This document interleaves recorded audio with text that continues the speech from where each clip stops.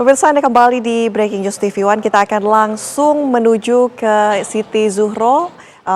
Kita akan membahas mengenai apakah kemudian PDIP ini mengusung Ganjar atau siapa. Nah, kita kembali ke pertanyaan sebelumnya. Mbak Wiwi masih bersama kami. Ya, Ya, Mbak ya, Wiwi, kalau masih kita Mbak. lihat selama ini begitu dengan adanya otoritas yang dimiliki oleh Megawati Soekarno Putri, kemudian juga dengan PDIP selama ini yang kemudian memenangi sudah 2 periode pemilu begitu ya, Pak Jokowi Ya, kan dari PDIP. Nah, lantas sebenarnya seperti apa profil pilihan calon presiden dari Megawati? ya, kalau kita mencoba memahami gitu ya, idealnya capres khususnya untuk pemilu presiden tahun 2024 itu kelihatannya memang adalah calon presiden yang bisa gitu ya, membawa betul gitu nama PDI Perjuangan, bisa mengedepankan gitu ya, secara menonjol gitu ya konsepsi yang menjadi pemikiran Bung Karno gitu ya, yang bisa memajukan negara bangsa ini dan menjaga keutuhan negara gitu ya. Mhm. Lah ini memang preferensi gitu ya, yang sebetulnya dipertimbangkan selama ini adalah yang dua-duanya tadi itu. Kalau mungkin dia ketua umum dan sekaligus juga dicapreskan kan itu. Maka sempurna di situ sebetulnya gitu. Berkaitan dengan apa yang menjadi preferensi dan tidak biasanya sebelumnya itu selalu mengumandangkan tentang kehebatan perempuan gitu ya. Belakangan ini kita mendengarkan secara gamblang bagaimana apresiasi Ibu Ketum PDIP terhadap kaum perempuan, baik perempuan, tokoh perempuan internasional maupun pahlawan nasional perempuan yang ada di Indonesia, dan bahkan disebutkan ya, tidak hanya Mbak Puan gitu ya, tapi juga putri putra putrinya Mbak Puan gitu. Jadi terus menerus seperti itulah.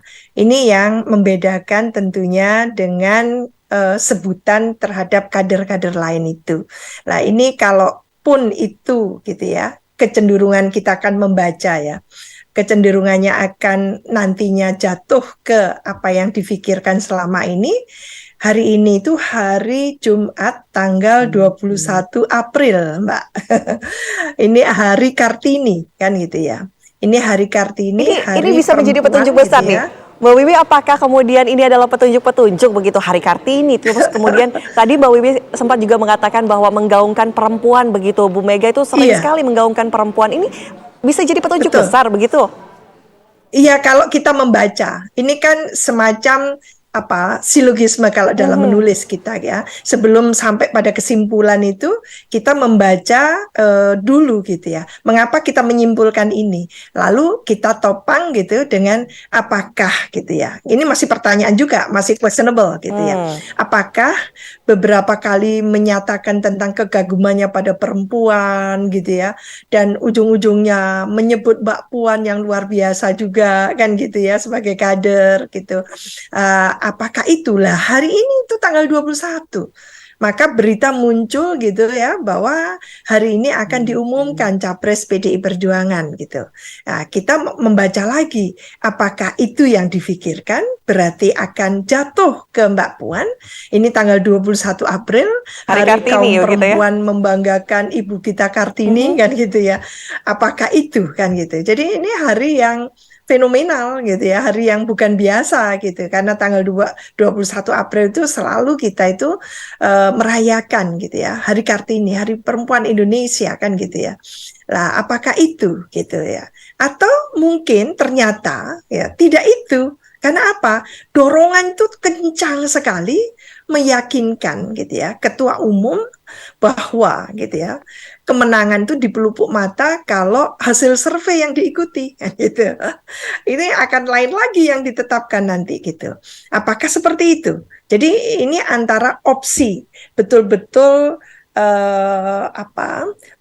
landasan yang sudah dibangun selama ini, argumentasi-argumentasi, pernyataan-pernyataan dari Ibu Ketum PDI Perjuangan selama ini tentang perempuan dan tentang tentu gitu ya, khususnya Mbak Puan yang sudah malang melintang gitu dan sebagainya, pengalaman gitu. Apakah ke sana ataukah ternyata gitu ya, karena mungkin pressure politik gitu ya, karena pemilu presiden itu adalah nuansanya lebih kompetisi, kontestasi, maka kompetisi tadi itu yang akan ditonjolkan ya, karena kompetisi maka menang kalah menjadi opsi kan gitu, kita mau menang atau mau kalah, seolah-olah seperti itu, simple sekali ya. Kalau mau menang ya jangan milih yang itu, yang ini ya, apakah pilihannya ke sana kan gitu.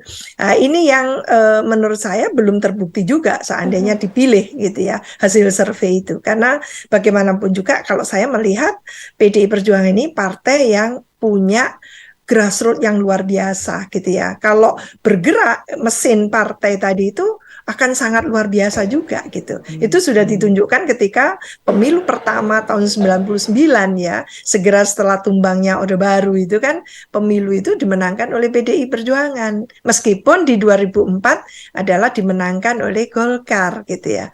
2009 dimenangkan oleh Partai Demokrat, 2014 kembali dimenangkan oleh PDI Perjuangan, 2019 diambil lagi oleh PDI Perjuangan untuk pileg dan pilpres, menang kan gitu.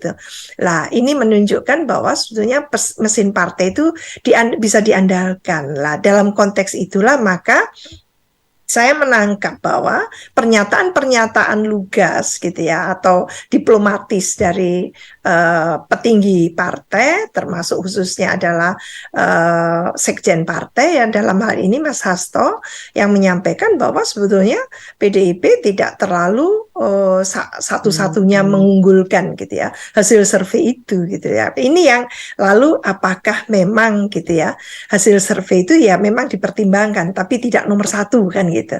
Apakah itu? Kalau itu halnya pastinya Mbak Puan gitu ya. Karena satu, dia sudah dinilai malang melintang sebagai kader, sudah menjadi DPR iya gitu, anggota DPR, bahkan ketua DPR RI saat ini gitu ya untuk periode ini gitu. Lalu juga menjadi Menko PMK yang lalu gitu ya. Mulai bahkan jauh sebelum itu juga menjadi kader biasa sampai ketua fraksi dan sebagainya. Itu kan sudah teruji kan itu. Lah, apakah itu yang nanti apalagi beliau ini adalah cucu Bung Karno kan gitu. Mungkin kalau dihitung srek ya pasti untuk Bu Mega itu akan sangat srek kepada Mbak Puan gitu ya. Wajar kalau menurut saya karena seorang ibu percaya kepada anaknya, bisa ngugemi nggak nanti partai ini ke depan kan gitu. Ini antara lain gitu ya. Jadi yang dipikirkan seorang ibu itu pastinya. Jadi bagaimana kontinuitas dari partai sebagai partai besar ini, partai yang juga gitu ya sangat mengedepankan Bung Karno tentunya sebagai katakan menjadi simbolnya, dan semua gagasan-gagasan pemikiran program itu mengacu pada pelajaran dari Bung Karno. Itu salah satu contoh lah.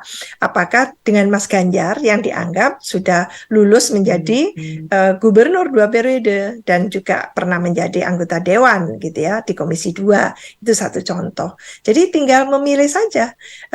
Kalau saya membaca runut gitu ya, runtun gitu ya, perbedaan Bu Mega di periode sebelumnya dengan sekarang itu, mengawal untuk pemilu sekarang ini lebih terukur kalau menurut saya gitu ya. Dan keberpihakan atau mungkin dukungan itu sudah kelihatan sebetulnya gitu ya. Maka apakah endingnya akan seperti itu atau ternyata bisa berubah kan gitu. Itu yang pertanyaan kita sebagai publik sebetulnya, Mbak. Baik. Mbak Wiwi, terima kasih ya sudah berdialog bersama kami, berdiskusi bersama kami di Breaking News TV One. Selamat siang, Mbak Siti Zuhro, pengamat politik. Dan pemirsa, kita harus jeda terlebih dahulu, usai jeda kami kembali.